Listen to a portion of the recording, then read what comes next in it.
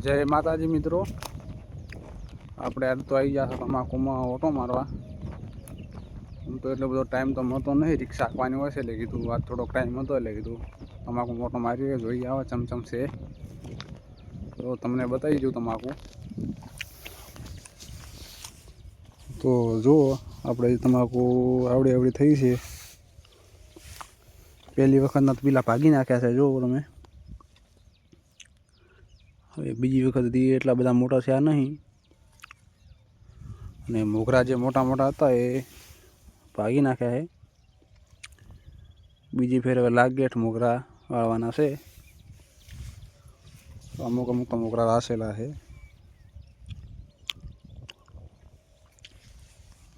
જોઈ શકો છો તમે।